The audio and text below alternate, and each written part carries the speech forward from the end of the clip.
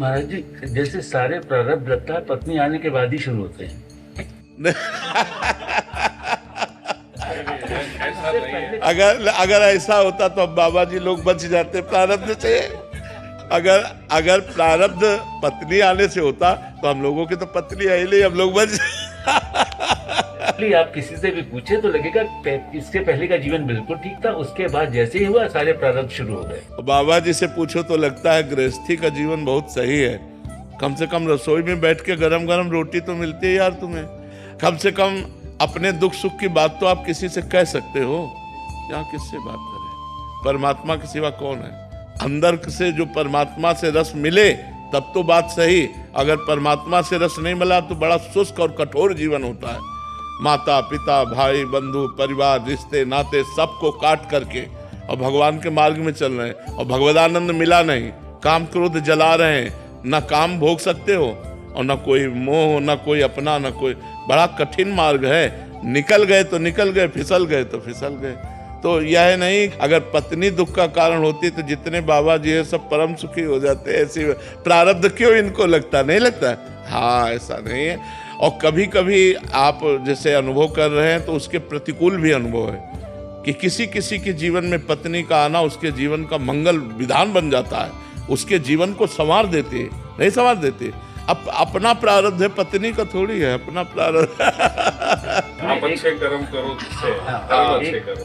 गांव में एक कहावत थी, बिना पुरबुले के कर्मन के मिले न सहोदर नार। मतलब जो सुंदर सुख प्रदान करने वाली, जैसे अपने भाई बहन है जितना प्यार है, इससे कई गुना बढ़कर के प्यार देने वाली जो पत्नी है वो बिना पुरबुले के कर्मन के, पूर्व के कर्मों के बिना नहीं प्राप्त होते।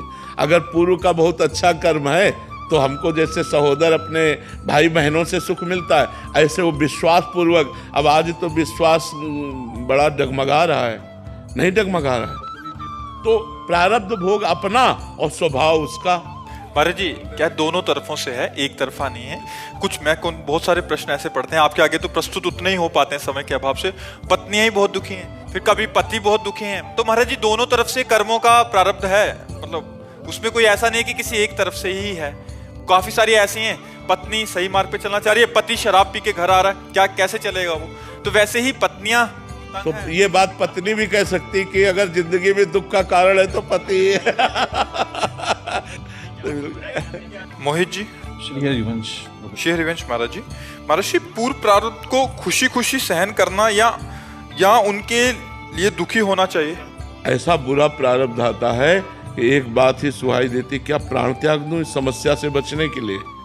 ऐसा भी प्रारब्ध आता है। उस समय केवल भगवान भगवान, हरि स्मृति सर्व विपद विमोक्षणम।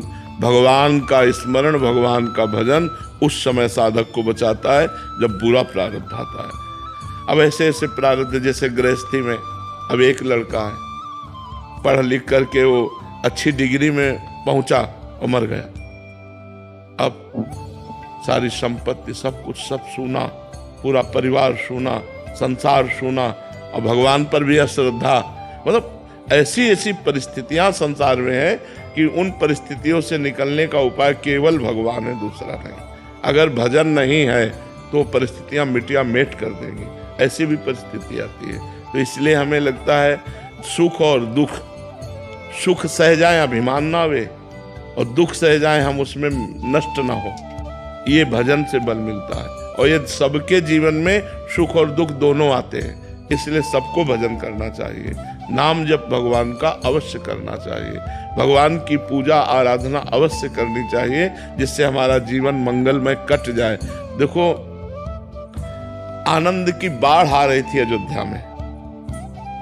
कल सुबह राम राजा बनेंगे, राम जी जैसे सुंदर सर्वांग प्रभु राजा बनेंगे, चक्रवर्ती सम्राट पद पर बैठेंगे। और समय के बिगड़ गया। 14 वर्ष का वनवास, तापस वेश विशेष उदासी, 14 वर्ष राम वनवासी। लेकिन भगवान की मुस्कुराहट में तो कोई फर्क नहीं पड़ा, पर अयोध्या उजड़ गई। दशरथ जी के प्राण चले गए, माताएं विधवा हो गईं, पूरी अयोध्या राम जी के वियोग में 14 वर्ष ऐसी उदास ऐसे खिन्न कि भोजन अच्छा न लगता। राम जी सबके प्राण थे, समस्त अयोध्यावासियों। तो भगवान ने लीला करके दिखाई है कि जब भगवान के उपस्थिति में ऐसी ऐसी विपत्तियां आ गई तो हम लोग तो भगवान के रचे हुए मनुष्य हैं, हमारे जीवन में बराबर सुख कैसे रह सकता है। तो इसलिए भगवदानंद में हम दुख सह सकते हैं। तो भगवान का जब नाम जप करेंगे, अच्छे आचरण करेंगे तो हमारी बात बनेगी, नहीं तो ये संसार बहुत दुखमय है।